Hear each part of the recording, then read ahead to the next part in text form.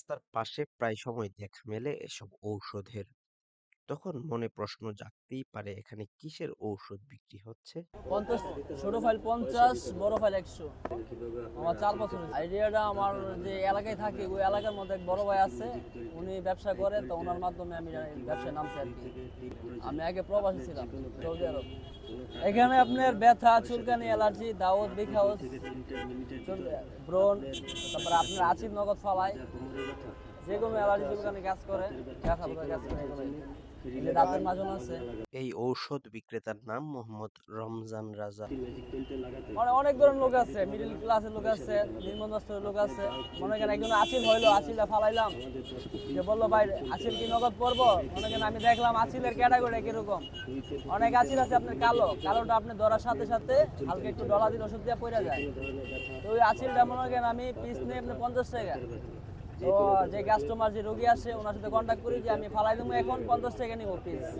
আর যদি আপনি ওষুধ নেন তো আপনি ওষুধটা তুলে ভিজিয়ে 2 মিনিট চাপ দিয়ে লাগাইবেন। যে জায়গায় আছে রাত্রে একবার, সকালে একবার, দিনে 2 বার, 2 দিন লাগাবেন, পড়ে যাইব। যদি পড়ে যায় কাস্টমার যে বলে যে ভাই পড়ে গেছে, আর যদি না পড়ে তো আসে যে ভাই হ্যাঁ আচিল তো পড়লো না, তখন আমি উঠাই দিই 500 ফুটি আমার।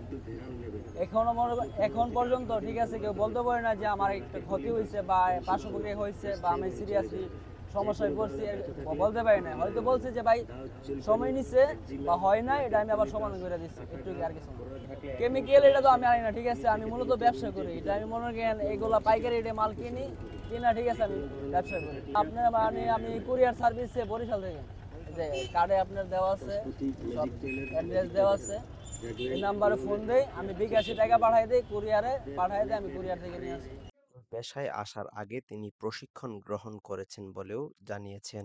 হ্যাঁ, ট্রেনিং নেওয়া হয়েছে। ট্রেনিং ছাড়া কি আছির মনে করেন একটা মানুষ ফালাইতে পারবো?